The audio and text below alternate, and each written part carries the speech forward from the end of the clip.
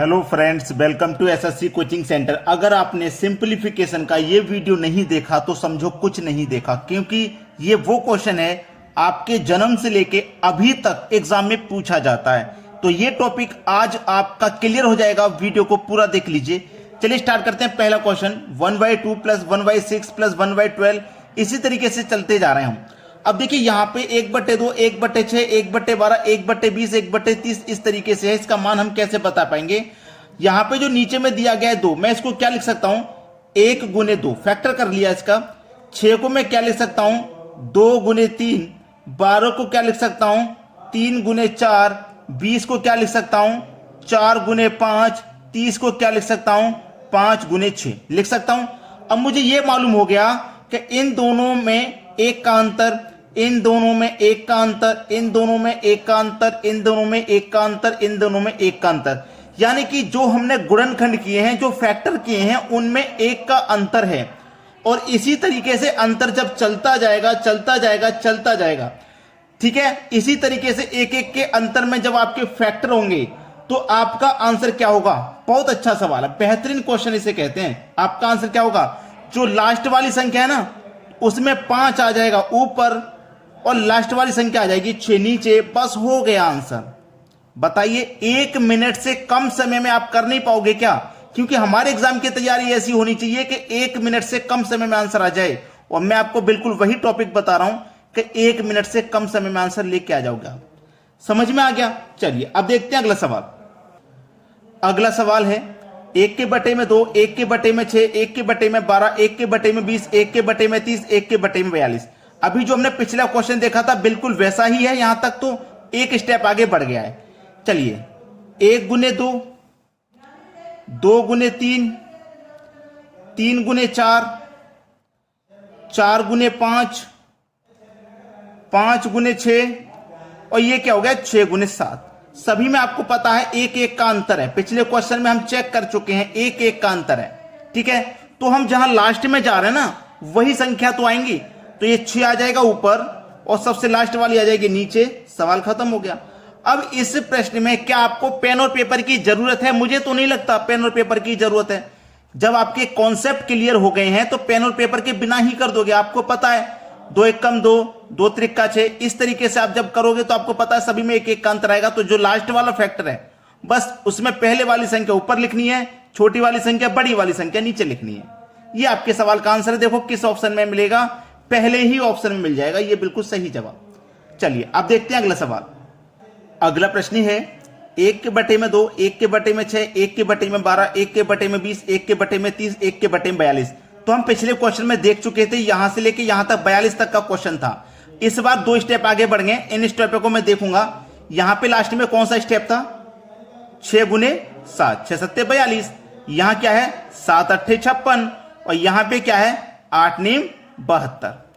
एक एक का अंतर है, एक एक का अंतर है। और इससे पहले भी अगर हम फैक्टर करेंगे तो उन सभी में एक एक का अंतर ही आएगा, क्योंकि हम चेक कर चुके हैं पहले 2 सवालों में। तो ऐसा क्वेश्चन जब भी रहे, क्या करना है? पेन और पेपर की जरूरत नहीं है। अब तो कॉन्सेप्ट क्लियर हो गया। जो लास्ट में फैक्टर है उसमें छोटी संख्या को ऊपर लिख देंगे, बड़ी संख्या को नीचे लिख देंगे। ये हमारा आंसर हो जाएगा।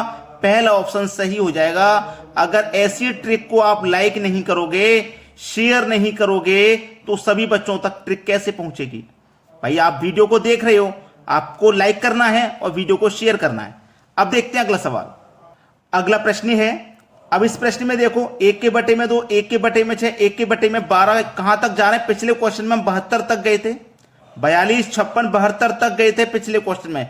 72 तक हमने देख लिया। एक एक का ही अंतर आएगा फैक्टर करने में। और यहां पे देखो इसका क्या आया था? 8 × 9 = 72। इसका क्या आएगा? 9 × 10 = 90। इसका यही तो आएगा। अंतर देखो एक एक का ही है, दोनों में अंतर एक एक का है।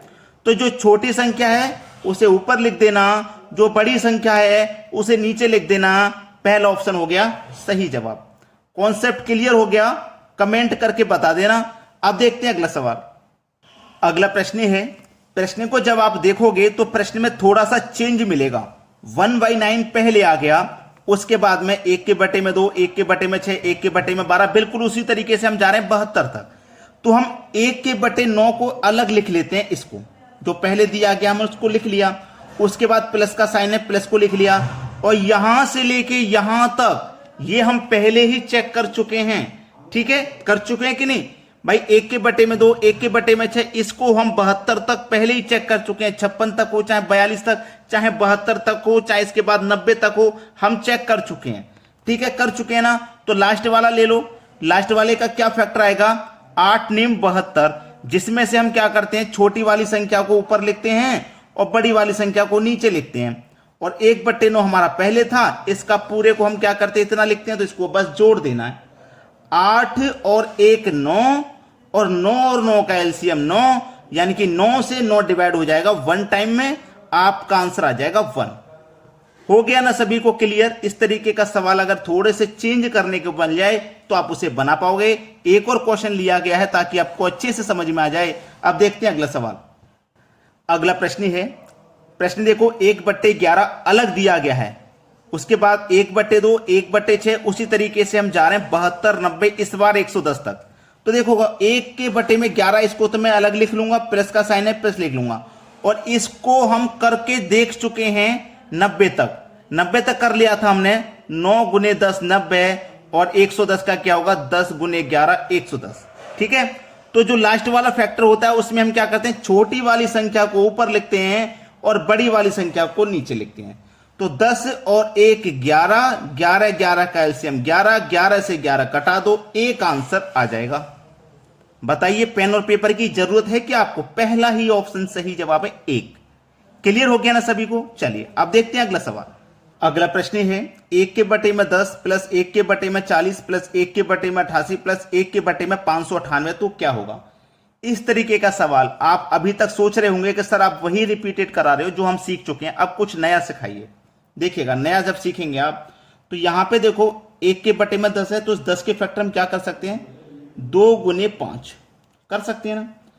इस 40 के फैक्टर हम क्या कर सकते हैं, 5 गुने 8। ठीक है, 88 के फैक्टर क्या कर सकते हैं, 8 गुने 11, और इसके फैक्टर हम क्या कर सकते हैं, 23 गुने 26। अब देखिएगा, 5 और 2 में 3 का अंतर, 5 और 8 में 3 का अंतर, 8 और 11 में 3 का अंतर, 23 और 26 में 3 का अंतर।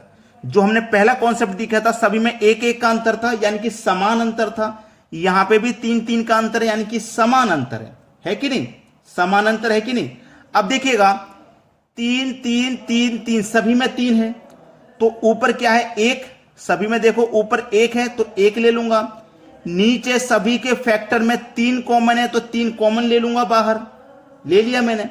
अब अंदर क्या बचा, देखोगा 1-1 सभी में है, मैंने 1 ले लिया। सभी के गुणनखंड में 3 कॉमन है तो मैंने 3 ले लिया। अब बचा क्या अंदर, 1 के बटे में ये 2 बचा। ठीक है, पहली सबसे छोटी संख्या लेते हैं, माइनस 1 के बटे में सबसे बड़ी संख्या लेते हैं, 1 के बटे में 26। याद रखना, पहले ऊपर वाला 1 ले लिया, जो अंतर है वो ले लिया, फिर 1 के बटे में फैक्टर की सबसे छोटी संख्या, फिर 1 के बटे में फैक्टर की सबसे बड़ी संख्या, दोनों का अंतर। चलिए, 1 के बटे में 3 इंटू 2 और 26 का एलसीएम 26 ही आ जाएगा। ठीक है, 2 से 26 को काटूंगा 13 बार में, 13 1 कम 13, 26 से काटूंगा 1 बार में, 1 1 कम 1, तो 26 में से 13 में से 1 चला जाएगा तो ऊपर 12 आ जाएगा। ठीक है, इतना तो क्लियर हो गया। अब इसको हम क्या करेंगे, कटा लेंगे। बस इसे कटाता हूं मैं 3 से, 3 चौक के 12। ठीक है, 3 चौक के 12 कट गया, 2 से कटेगा 2 बार में, 2 से कटेगा 13 बार में। ऊपर क्या बचा, 2, नीचे क्या बचा, 13। 2/13 ही तो है आपका सही जवाब, 2/13। पहला ऑप्शन सही जवाब हो जाएगा। अब देखेंगे अगला क्वेश्चन। अगला प्रश्न है, 1 के बटे में 15, 1 के बटे में 35, 1 के बटे में 63, 1 के बटे में 99, ये जा रहा है 1 के बटे में 143 तक। अब इसका आंसर आप मुझे बताओगे। बिल्कुल ऐसा ही क्वेश्चन इससे पहले मैंने आपको कराया है, तो ये क्वेश्चन मैं आपको होमवर्क के लिए यानी कि प्रैक्टिस के लिए दे रहा हूं, ताकि आप कॉन्सेप्ट को अच्छे तरीके से सीख चुके हो और जब खुद से प्रैक्टिस करोगे सवाल की तो अच्छे से क्लियर हो जाएगा। तो होमवर्क के लिए क्वेश्चन है, सभी बच्चे अपना अपना आंसर कमेंट करेंगे कि आपका आंसर आ रहा है। ठीक है दोस्तों, धन्यवाद।